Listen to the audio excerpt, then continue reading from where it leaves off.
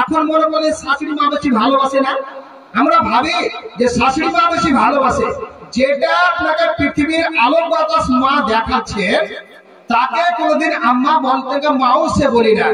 শাশুড়িকে দিচ্ছে ঠোঙ্গানি যখন হাতে যখন দিব তখন মনে করেন যদি শাশুড়ি ভালোবাসে কি না, নিঃস্বার্থে যদি সে একটা ভালোবাসে থাকে আপনাকে পৃথিবীর সব জায়গায় মা শুধু ভালোবাসে পারবে। আপনি খেয়াল করবেন যখন শাশুড়ি যখন বাড়ি যাবে সে বাড়ি যাওয়ার পর শাশুড়ি মায়ের তখন দেখবে হাতের দিকে যে আমার জামাটা কিছু নিয়েছে কিনা। যদি আপনি সে মিঠা মান্ডা যদি দিয়ে দিতে পারে তাহলে কি বলবে যে সেটা জামাটাকে ভালোবাসবে। এবার একটা ঘর দুটা জামা, এবার প্রতিদিন মিষ্টি মান্ডা বা রসগোল্লা চমচম শাশুড়িকে যে হাতে তুলে দেয় ওটা জামাই ভালো।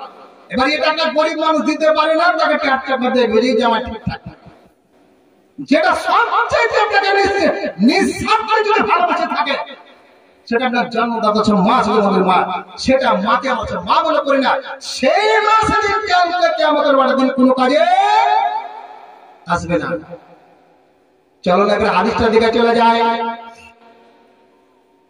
আল্লাহ রাব্বুল আলামিন নবী হযরত नबी के हजरत अनस रज़ियल्लाहु ताला अन्हु قال रसूलुल्लाह सल्लल्लाहु ताला अलैहि वसल्लम إن من أشراط الساعة أن يرفع العلم ويكثر الجهل ويكثر الزنا ويكثر شرب الخمر। আল্লাহ রাব্বুল আলামিন কি বলেন যে আমার বিশ্ব নবী সাল্লাল্লাহু আলাইহি সাল্লাম বলেছেন, হাদিসের নবী হযরত আনাস তিনি কথা বলছেন আমার বিশ্বের মুখে শুনেছি যে আমার নবী বলেছেন কিয়ামতের কথা আছে আলোচনা করতে গিয়ে ইন্না মিন আসরাতিস সাআ, কিয়ামতের কথা আলোচনা করতে গিয়ে কিয়ামত বলেন আইয়ুরফাউল ইলম, বিদ্যা সে উঠে যাবে। কেন বললেন? শিক্ষিত শুধু মুভি আপনাকে একটা প্রশ্ন করি আমি, রাসূল যখন বললেন যে বিদ্যা উঠে যাবে, আজকে থেকে নিয়ে মনে করলেন যে আজকের তারিখ থেকে নিয়ে 12-14 বছর 15 বছর আগে শিক্ষার হার কেমন ছিল? ওখানকার মতন এখন আগের শিক্ষার হার বেশি ছিল না কম ছিল? আগে কেমন ছিল এখন কেমন? এখন দূর গতির শিক্ষা কেমন বাড়তে চলেছে। আর এই মুহূর্তে রাসূলুল্লাহ সাল্লাল্লাহু আলাইহি ওয়াসাল্লাম বলেন কথা বিদ্যা উঠে যাবে। কারোর সাথে কথা বলেন রাসূল কেমন তুমি মিথ্যা কথা বলে? রাসূল কি মিথ্যা কথা বলেছেন? রাসূল কি কত ধোঁকা দিয়েছেন? কি ধোঁকা কথা বলতে পারে? জি না, বলতে পারে না। যে কেন কথা বলে এই ফলিন কেন কথা বলেন যে বিদ্যা উঠে যাবে? রাসূলুল্লাহ সাল্লাল্লাহু আলাইহি সাল্লামের জন্মের পূর্বে জন্মের আগে যে জামানাটা ছিল সেটা আইয়ামের জাহিলিয়াতের জামানা ছিল। যদি বা কোনো সে কেন সে জাহিলিয়াতের জামানা ছিল, সে তারা কি লেখা কোন শিক্ষিত করতে পারত না, না কোন কথা বলতে পারত, কোন পড়াশোনা করতে পারত না, কে জিনা?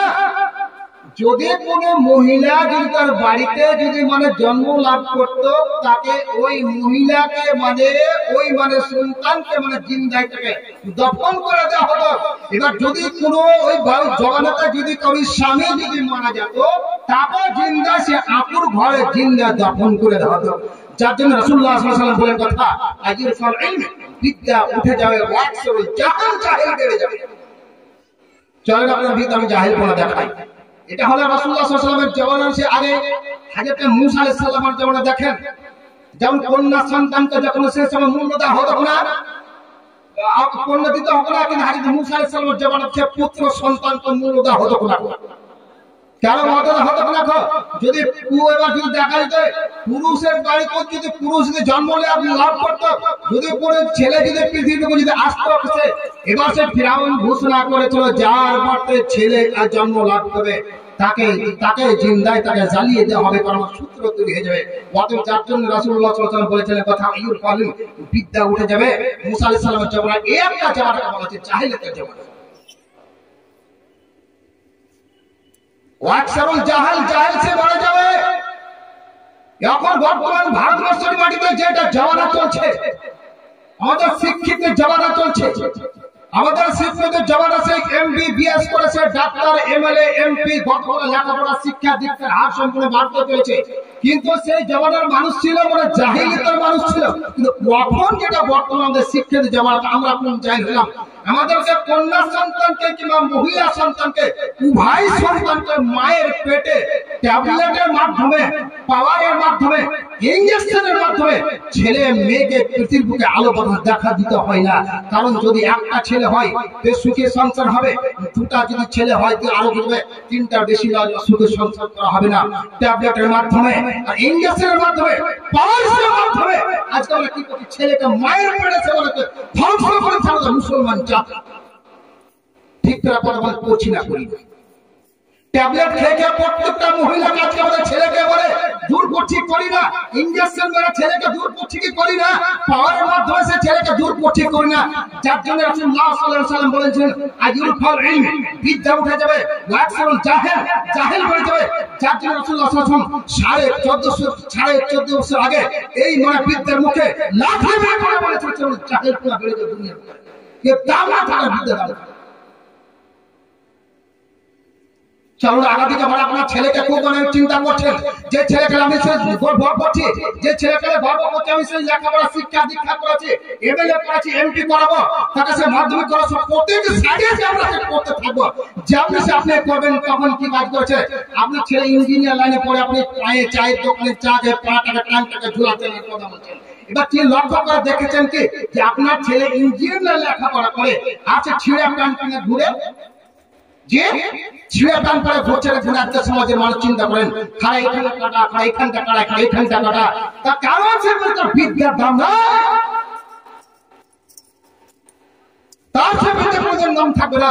এবার বলেন রাসূলুল্লাহ সাল্লাল্লাহু আলাইহি ওয়াসাল্লাম বলে কথা যে আইয়ুরফাল ইলম, বিদ্যা উঠে যাবে, ওয়াকসুল জাহেল, জাহেল সম্পূর্ণ বেড়ে যাবে।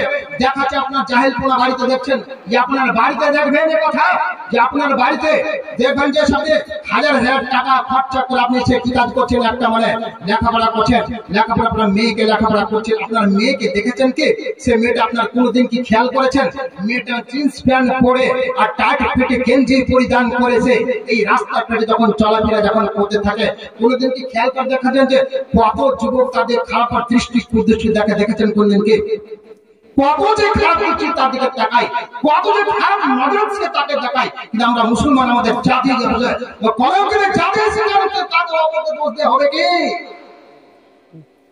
বন্ধুরি আমার, রাসূল সাল্লাল্লাহু আলাইহি ওয়াসাল্লাম বলেন সালাসাতুন কাদ হারামাল্লাহু আলাইহিল জান্নাহ। রাসূলুল্লাহ সাল্লাল্লাহু আলাইহি ওয়াসাল্লাম বলেন তিন শ্রেণীর লোকের দিকে আল্লাহ কিয়ামতের মাঠে দিন চোখ খুলে তাকাবে না। তিন শ্রেণীর লোক আল্লাহ কিয়ামতের দিন চোখ খুলে সেদিন তাকাবে না। এক নম্বর শ্রেণী হলো কি, যেটা আপনার ছেলে স্বীকৃতি, যেটা লেখাপড়া আপনি করতে চলেছেন, আমার রাসূলুল্লাহ সাল্লাল্লাহু আলাইহি ওয়াসাল্লামের কথা, ওই এক শ্রেণীর লোক হলো যারা পৃথিবীতে চলাফেরা করে। এবার দেখবেন ওই ছেলেটা যারা সে টাকুন নিজের মানে টাকুন নিজেরা পায়জামাকে পরিধান করে, টাকুন নিজেরা ফুল প্যান্টকে যারা পরিধান যারা করে, এবার লুঙ্গিকে যারা পরিধান করা চলাফেরা করে। এবার রাসূলুল্লাহ সাল্লাল্লাহু আলাইহি ওয়াসাল্লাম বললেন এই কথা, এক নম্বর লোকের দিকে সেদিন আল্লাহ রাব্বুল আলামিন যারা এইভাবে টাকুন নিচে যারা ফুল প্যান্ট পায়জামা লুঙ্গি যারা লটকা যারা পরিধান করে, আমার রাসূল সাল্লাল্লাহু আলাইহি ওয়াসাল্লাম বলে কথা, কালকে কিয়ামতের মাঠে দিন তারা সেদিন দেখবে না, চোখ তুলে তাকাবে না, চোখ তুলে সেদিন তাকাবে না, তার জান্নাতও সেদিন যাবে না।